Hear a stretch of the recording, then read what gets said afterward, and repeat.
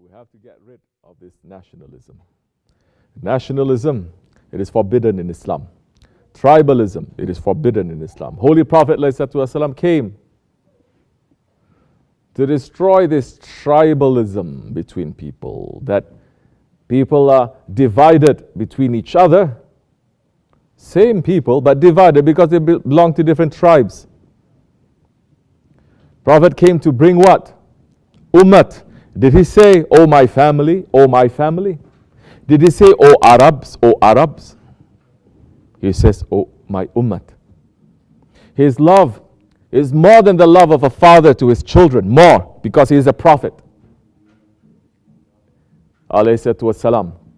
And because he knows that everything that is come into creation is for his sake.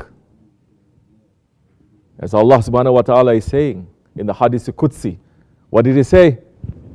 Lawlaka, lawlaka. What does that mean? If it were not for you. Allah is addressing to the Prophet ﷺ, if it were not for you, I would not have created the universes. So everything is created from the light of the Prophet ﷺ for his sake.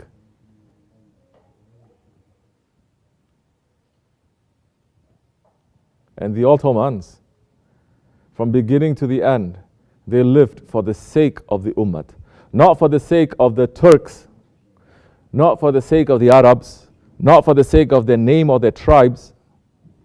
It is for the Ummah. And they called everyone in that Ummah an Ottoman, whether you are from Western China or Southeast Asia, or from the steppes of Russia, or from South Africa, or from Eastern Europe, you are an Ottoman. And their aim was to bring everyone together. Just as the Holy Prophet ﷺ is saying, Ummati, Ummati. They understood that, these holy Ottomans. And they wanted to bring the whole Ummah together. They did not try to make everyone to change their language or to change their culture or to change their religion. They left everyone alone. Each has their own identity now. Because people now thinking, oh, we're Ottomans, that means we have to be Turkish. No, it doesn't mean that too. That means that you don't have too much intelligence now. Ottoman means they are believing and they are living the lifestyle of the Holy Prophet ﷺ. And they were holding on to the Risalat. How is the Risalat? How is the prophethood going to continue? It is through Khilafat. It is only through the Khilafat. And it is the Khilafat that the Holy Prophet ﷺ, he has praised. Sultans, they were sultans. And Hazrat Ibn Arabi is saying,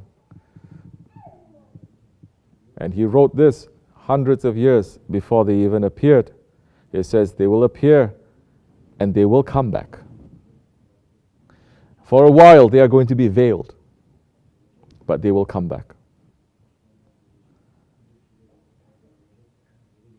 So the concentration now for the Ottomans is to bring the whole Ummah together.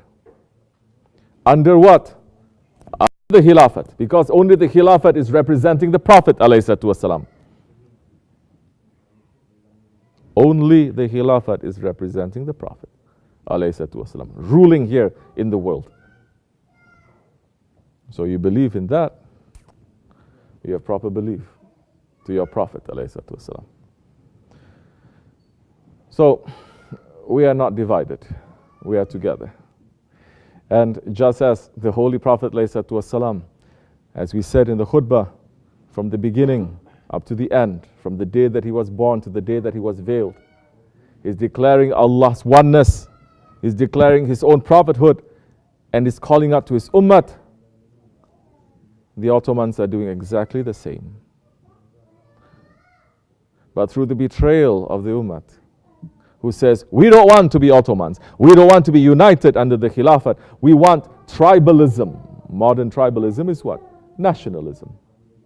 We want to be divided from each other, so that first we say we are Pakistanis, or we are Kurds, or we are Turkish, or we are Albanians, or we are Chinese, or we are Malaysians. Because when there was an ummah, they say first we are Muslims. And we are all Ottomans.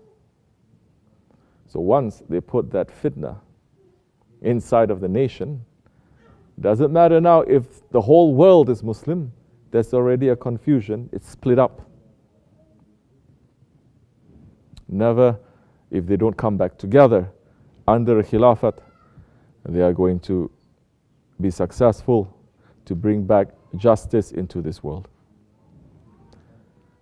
to bring back compassion into this world, to stop all this violence and to stop all this oppression and tyranny that is coming east, west, north and south, that Muslims themselves, they are guilty of that. Christians are guilty of that. Jews are guilty of that. Believer and unbeliever. There's no one that is free from this guilt. Everyone has a hand in it. There is blood in our hands. To even understand this and to realize it is already a miracle, because majority of the world, they don't believe, they don't want to believe, they don't even want to think. To even think about it is a big miracle. Then, that time you're preparing for Hazrat Mahdi alayhi salam, because you are understanding what this world is, what it lacks, what is the reality. That is the time when Mahdi alayhi salam comes, as our Shaykh says. He will gather all the believers together. He's not going to gather just the Muslims together. There are so many claiming they're Muslims, but they don't believe. There are many, maybe they are not Muslims, but they believe. And Hazrat Mahdi is going to gather the believers from every corner. That time, you are not going to be categorized according to how you label yourself, Kurdish, or Pakistani, or Bosnian, or Muslim, or Christian, or Jew. You're going to be divided between haq and batil, believers and unbelievers. In this holy day, inshallah, we have to remember that is the mission of the Holy Prophet ﷺ. And what is his mission for this Akhir Zaman? That is another question to ask. What are we supposed to do to continue his work in this Akhir Zaman for these days? That is something we have to ask. For these days of Mawlid, don't spend it in empty celebration, but understand, yes, we are happy for the Prophet. Yes, we are happy that he's born. Yes, we are happy for this holy season. But what did Prophet ﷺ live for, and what did he die for? Meaning, of course, he is not dead. He is veiled. From beginning to end, what was his mission? Ummati, ummati. What was his mission? And what is our mission now for these times? Then, from there, groups, communities, individually, you will know exactly what you are going to do.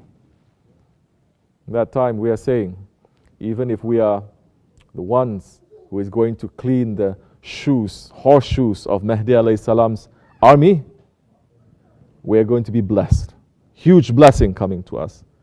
Because we are involved some way, somehow. Keep that alive. Don't keep this dunya alive, because this dunya is dead. This dunya is fake. Keep that truth alive. Keep that mission alive. Keep our Shaykh alive. Don't bury him. So many, even in tears, you are burying him. Because he left us with a couple of things to do. If you are busy doing it, you're not going to have too much time even to mourn him. We haven't mourned him for years. We've never mourned him. Because there's no time for that. Inshallah Rahman, may Allah subhanahu wa ta'ala in these holy days wake up this ummah. Remove the tyrants from this ummah. Remove all the wrong regimes from this ummah. and to bring the believers from everyone, from every group, to come together for the sake of truth and haqq, to bring balance back into this world, inshallah Rahman. And Ya Rabbi, may you be witness that we are not going to be partners to this world, or the people of this world, or the people of Dajjal. Make us to be under always the feet of our Shaykh. Wa min Allahu tawfiq. Al-Fatiha.